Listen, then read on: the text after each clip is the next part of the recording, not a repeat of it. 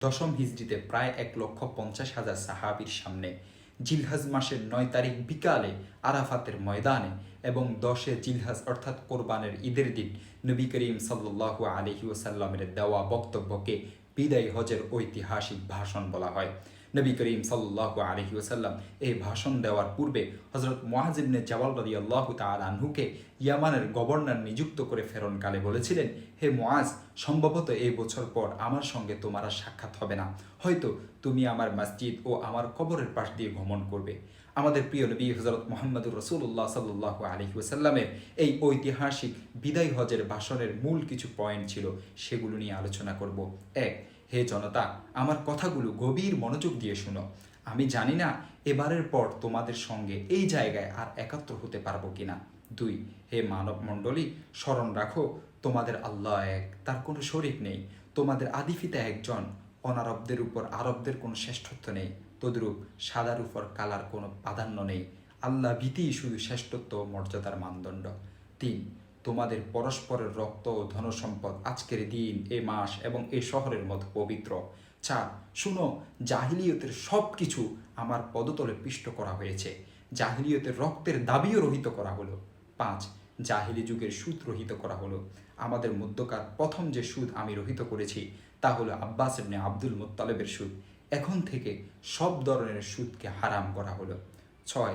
স্ত্রীদের ব্যাপারে আল্লাহকে ভয় করো, কেননা আল্লাহ তাআলার আমানত তোমাদের কাছে তারা আমানত হিসেবে এসেছে এবং আল্লাহর কালামের মাধ্যমে তাদেরকে তোমরা হালাল করেছ।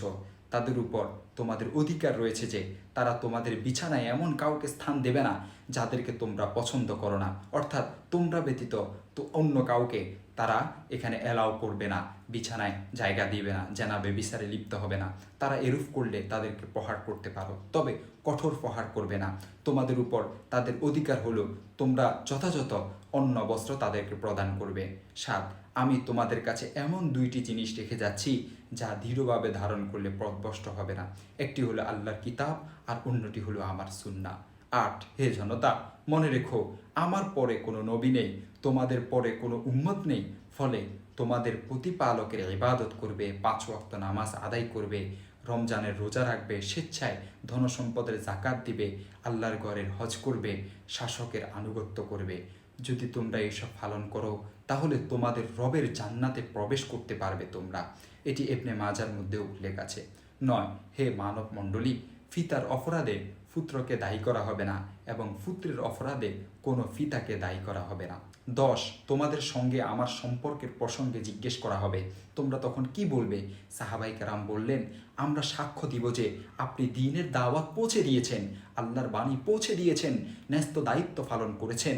মহানবী সাল্লাল্লাহু আলাইহি ওয়াসাল্লাম এ কথা শুনে শাহাদাত আঙ্গুল আকাশের দিকে উত্তোলন করে লোকদের দিকে ঝুঁকিয়ে 3বার বললেন, হে রব, আপনি সাক্ষী থাকুন। এ কথাটা সহিহ মুসলিমের মধ্যে এসেছে। 11. প্রত্যেক মুসলমান ভাই ভাই, তোমরা তোমাদের দাস দাসী সম্পর্কে সতর্ক থাকবে। তোমরা যা খাবে তাদেরকেও তা খেতে দিবে, তোমরা যা পরিধান করবে তাদেরকেও তা পরতে দিবে, তাদের অপরাধ ক্ষমা করে দিবে, শাস্তি দিবে না। 12. হে মানব জাতি, ধর্মের ব্যাপারে বাড়াবাড়ি করবে না, কেননা অতীতের অনেক জাতি এই বাড়াবাড়ির কারণে ধ্বংস হয়েছে। উপস্থিত ব্যক্তিদের দায়িত্ব হবে আমার এই কথাগুলো অনুপস্থিত লোকদের কাছে পৌঁছে দেওয়া। হযরত মুহাম্মদ সাল্লাল্লাহু আলাইহি ওয়াসাল্লাম ভাষণ শেষ করলেন এবং তার চেহারা মোবারক উজ্জ্বল হয়ে উঠল। তিনি করুণ স্বরে করুণভাবে আকাশ পানে তাকালেন এবং তিনি বললেন, হে মহান প্রভু, হে ফরওয়ারদিগার, আমি কি তোমার দ্বীনের দাওয়াত পরিপূর্ণভাবে মানুষের কাছে পৌঁছাতে পেরেছি? তখন উপস্থিত জনতা সবাই সম্মিলিতভাবে বললেন, নিশ্চয় আপনি আপনার উপর যে দায়িত্ব সে দায়িত্ব আপনি পরিপূর্ণ আদায় করেছেন এবং দ্বীনকে পরিপূর্ণভাবে পৌঁছাতে পেরেছেন। তখন মহানবী সাল্লাল্লাহু আলাইহি ওয়াসাল্লাম আবার বললেন, হে প্রভু, আপনি শুনুন, আপনি সাক্ষী থাকুন। এরা বলেছে, আমি আপনার যে দ্বীন আমার উপর অর্পিত করেছেন, যে দায়িত্ব অর্পিত করেছেন, সে দায়িত্ব তাদের কাছে আমি পৌঁছাতে পেরেছি। নবী সাল্লাল্লাহু আলাইহি ওয়াসাল্লাম কিছুক্ষণ নীরব রইলেন, যেন জান্নাতি নূর তার চেহারায় আলোকদীপ্ত হলো। এই মুহূর্তে কোরআনের শেষ আয়াতটি নাজিল হলো, আজকের এই দিনে তোমাদের দ্বীনকে পূর্ণ করে দিলাম, তোমাদের উপর আমার নেয়ামত পূর্ণ করে দিলাম, ইসলামকে তোমাদের উপর দ্বীন হিসাবে মনোনীত করলাম। হযরত রাসূলুল্লাহ সাল্লাল্লাহু আলাইহি ওয়াসাল্লাম কিছুক্ষণ চুপ রইলেন, জনতাও নীরব। কিছুক্ষণ পর রাসূলুল্লাহ সাল্লাল্লাহু আলাইহি ওয়াসাল্লাম জনতার দিকে তাকালেন এবং করুণ গম্ভীর কণ্ঠে বললেন, বিদায় বন্ধুগণ, বিদায়। হযরত রাবিয়া ইবনে উমাইয়া ইবনে খলফ জনতার কাছে উচ্চ কণ্ঠে বিদায় হজের ভাষণের বাণী পৌঁছে দিয়েছেন। ইবনে হিশাম দেখতে পারেন সূরা মায়েদা ৫ নং আয়াত এবং ৩ নং আয়াত ও সিরাতুন নবী সাল্লাল্লাহু আলাইহি ওয়াসাল্লাম ইবনে হিশামের ৪ নং খণ্ড ২৭৩ নং পৃষ্ঠা থেকে ২৭৭ নং পৃষ্ঠা এবং আল বিদায়া ওয়ান নেহায়া ৫ নং খণ্ড ১৯৮ নং পৃষ্ঠা এবং ৩২০ নং পৃষ্ঠা থেকে ৩৪২ নং পৃষ্ঠা।